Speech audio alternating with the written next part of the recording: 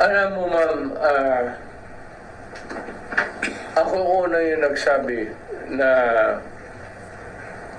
drug addict siya. Hindi naman ako nag-iimbento ng istorya. Pero yung mga PDEA reports nila ngayon na sinasabi na totoo, na hindi totoo, natural yan, ma'am, kasi panahon ni Marcos. Ano agency in government can go head to head with the president sa bagay na yan? So sinusuppress yan. Kung sinabi ko sa inyo noong as early as hindi pa ako presidente, nung presidente mas lalo ko nakita. I saw it again. But yung dito sa Davao, because alam mo, ano talaga ako sa droga, pinakita nila na si Marcos nandoon. Hindi ko binigyan ng importansya. Ang sinabi ko lang sa kanila, trabaho lang kayo. Huwag na ninyo akong isali na lalabas na personal akong magalit kay Marcos. I do not need it.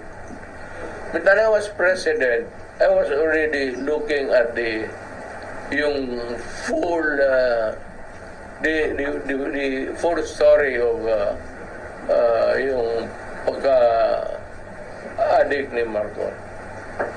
Kaya lang naman, ma'am, sabi ko, sana hinuli na lang nila noon yung pinakita sa akin ng presidente ko. Alam ko yan, pinakita rin sa iyo kasi presidente ka. O takot lang yung mga gago sa PDEA. At lahat yung mga dokumento na yan, talagang inano na yan. It's either they were erased or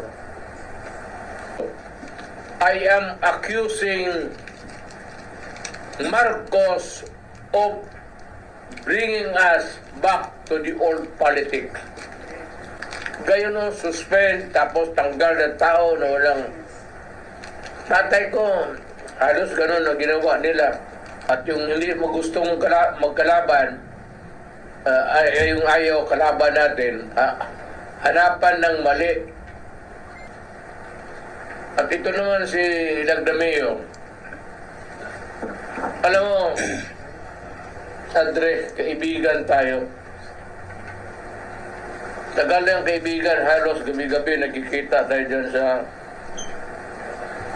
si kay John Villar na inuman. Sinasabi ko sa iyo, nililecturean kita, kasi alam ko, isa ka rin. Alam ko, wala kang alam. Umakyat kayo dyan sa Malacanang. Putang ina, wala kayong alam lahat.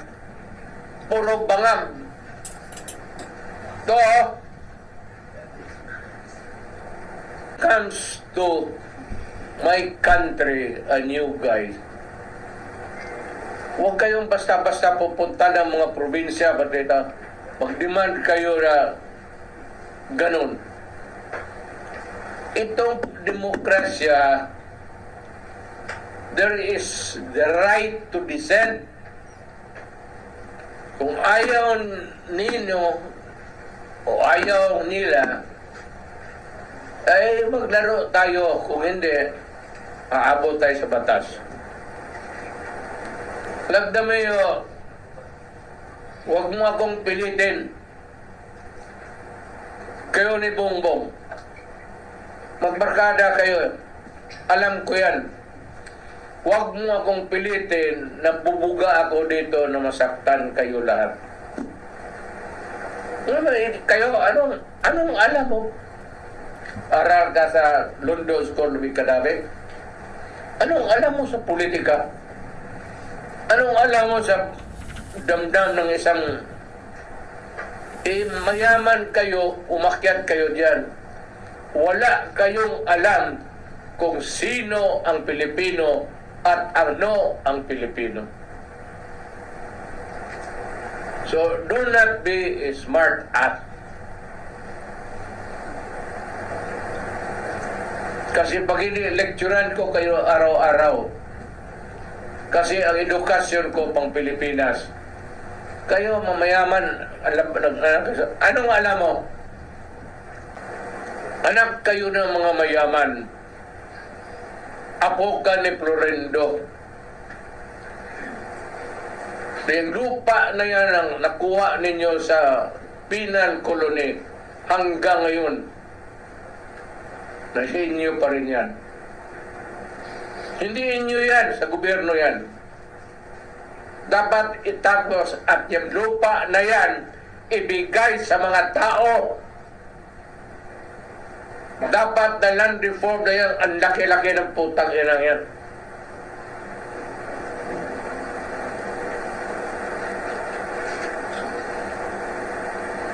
Don't you realize na yumaman kayo, gumamit kayo ng lupa ng gobyerno, putang ina ang rental doon. Ay, putang kay bandin. Gamitin nyo ang politita, bakit? May pera kayo eh.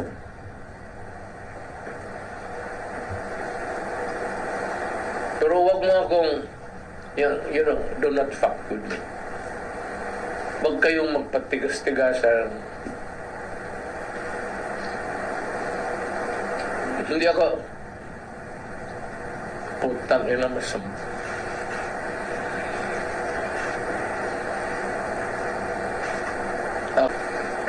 Like the mayor, pagbaba mo sa Malacanang, one day it will end.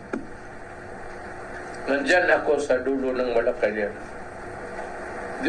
I would choose yung saan lumuhod yung nanay ni Rizal, begging for the life of Rizal sa Espanyol. Doon kita hintay. I'll make it symbolic for everybody. Ako, mas mautak ako sa inyo. Kayo nakausap ko.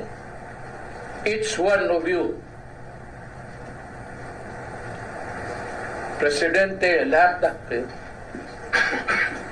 Tingin ko sa inyo, kulang kayo dito.